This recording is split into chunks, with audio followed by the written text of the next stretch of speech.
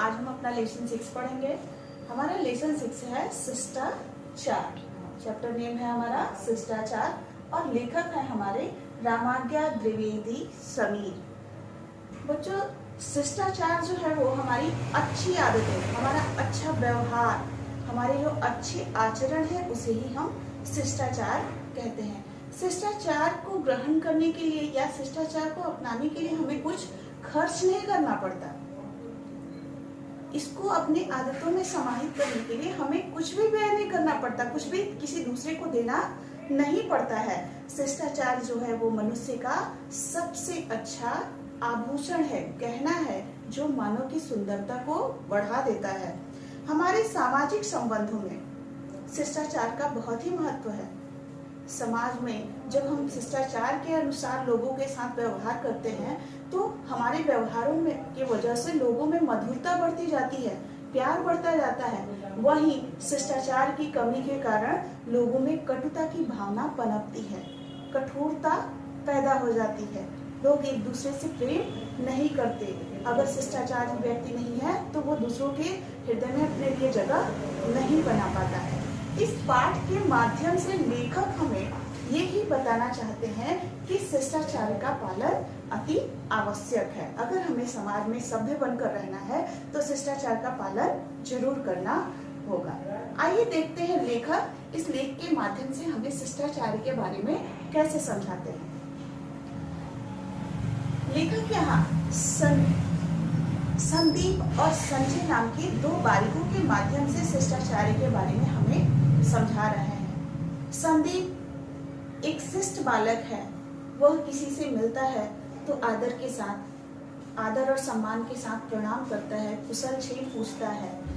वहीं जो है संजय, अगर किसी को बुलाने के लिए कहा जाता है तो दूर से ही आवाज लगाता है, ए मुन्नी के बाबूजी, आपको मेरे बाबूजी बुला रहे हैं। इस तरह से संदीप जो है वो सबका चहेता होता है। अपने शिष्टाचार के कारण, अपने व्यवहार के कारण उसे सभी प्यार करते हैं।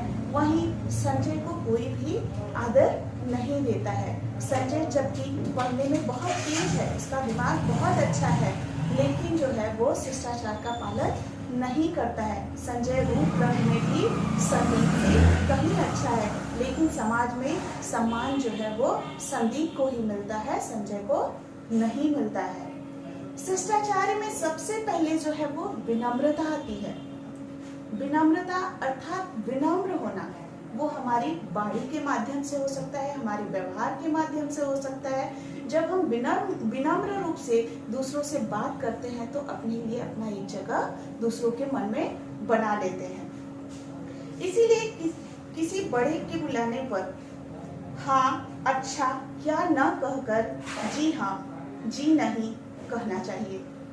किसी की बात का उत्तर ऐसे नहीं देना चाहिए जैसे लगे कि लठ मारा जा रहा हो। विनम्रता केवल बड़ों के प्रति नहीं होती, विनम्रता अपने बराबर वालों के लिए और छोटों के लिए भी होनी चाहिए।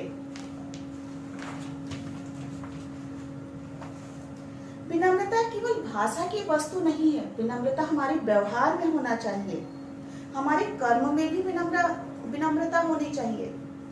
हमें अपने यहाँ किसी के आने पर प्रसन्नता पूर्वक उसका स्वागत करना चाहिए, यथोचित उसका सत्कार करना चाहिए, कुशल-क्षेम पूछनी चाहिए और उसके साथ बैठ करके अच्छे से बातें करनी चाहिए। महिलाओं के प्रति आदर देने के लिए या शिष्टाचार का प्रयोग करने के लिए हमें बस में या ट्रेन में यात्रा करते समय जब भी कोई महिला या वृद्ध खड़ी मिलती है तो उन्हें अपना सीट दे देना चाहिए। विनम्रता और दीनता में अंतर। अब देखिए, एक तो हो गया हमारा विनम्रता और दूसरी हो गई दीनता। दीनता यानी लाचार व्यक्ति को देख करके मन में जो दया भाव आती है उसको हम दीनता कहते हैं। और विनम्रता वो होता है जो हमारे स्वभाव में हो। जब हम विनम्र होते हैं, विनम्रता दूसरे को देख करके हृदय से विनम्र होकर के उसका आदर करना और आदर के साथ उसकी सहायता करना। और एक होता है दया के साथ सहायता करना। आदर के साथ जो हमारा मदद होता है, जो सहायता होती है, वो हमारा विनम्र व्यवहार होता है, और जो दया के साथ की जाती है वो हमारी दीनतापूर्ण व्यवहार होती है। देखिए, विनम्र होते हुए भी हम अपने स्वाभिमान की रक्षा कर सकते हैं। विनम्र व्यवहार का अर्थ चापलूसी करना नहीं है।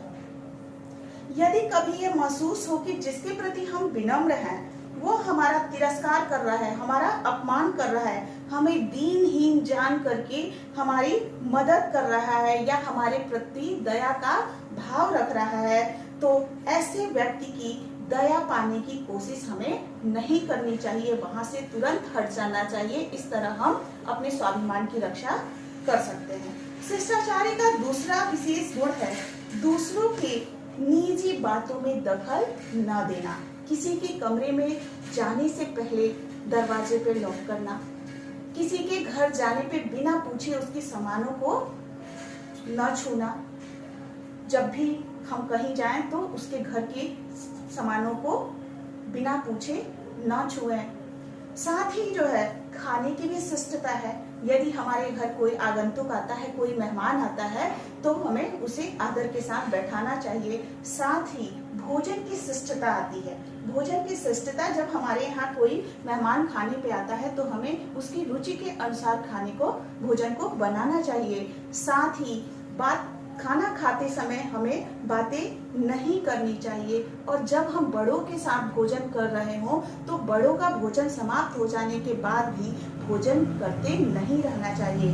भोजन के समय हमें मुख से आवाज नहीं निकालनी चाहिए। साथ ही अतिथि द्वारा मना करने पर भी जबरदस्ती उसकी थाली में भोजन नहीं डालना चाहिए। इस तरह के कुछ जो है वो भोजन के शिष्टाचार हैं जिसका पालन हमें करना चाहिए।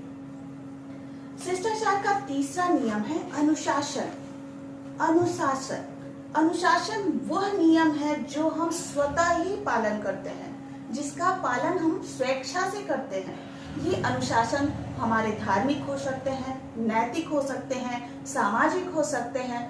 तो नैतिक जब हम ऐसे आसपास चलते हैं, दूसरों को दुखी देखते हैं या दूसरों को मदद की सहायता होती है, मदद की आवश्यकता होती है तो हम उसकी मदद करते हैं, तो वो एक तरह का हमारा नैतिक शिष्टाचार हो गया। सड़क पे चलते समय हमें बाएं ओर चलना चाहिए, ये हमारा कानूनी अनुशासन हो गया, कानून का अनुशासन हो गया। जिन जगहों पर निषेध वर्जित है, जाना वर्जित है, वहां न जाना जो है वो हमारा कानूनी अनुशासन है। साथ ही धार्मिक अनुशासन, जब भी हम धार्मिक स्थलों पे जाते हैं, मंदिर, मस्जिद, गुरुद्वारे में प्रवेश करते हैं, तो प्रवेश द्वार के बाहर ही हम अपने जूते चप्पलों को निकाल देते हैं। तो इस तरह से जो है वो समाज में नैतिक, सामाजिक, धार्मिक आदि अनेक अनुशासन होते हैं जिनका पालन हम स्वतः ही करते हैं। अनुशासन का पालन करने से व्यक्ति समाज में अपना एक उचित स्थान बना पाता है, सबके हृदय में अपने लिए एक जगह बना पाता है और सभ्य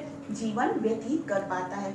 वहीं जो शिष्ट व्यक्ति नहीं है उसे समाज में आदर और सम्मान नहीं मिलता, कोई भी उसे आदर नहीं देता है, कोई उसे सम्मान की दृष्टि से नहीं देखता है। संक्षेप में हम कह सकते हैं कि शिष्टाचार वह व्यवहार है जिसके करने पर दूसरों के तथा अपने मन में प्रसन्नता होती है। शिष्टाचार वह व्यवहार है जिसके करने से हमें भी खुशी मिलती है, साथ ही दूसरे भी खुश होते हैं। वहीं जो अशिष्ट व्यवहार है वह तो दूसरों को दुखित करता ही है, साथ ही हमारे लिए भी हानिकारक होता है। बच्चों, इस चैप्टर के माध्यम से लेखक ने हमें यही सिखाने की कोशिश की है, यही बताने का प्रयत्न किया है कि शिष्टाचार का हमारे जीवन में क्या महत्व है। आज के लिए इतना ही। धन्यवाद।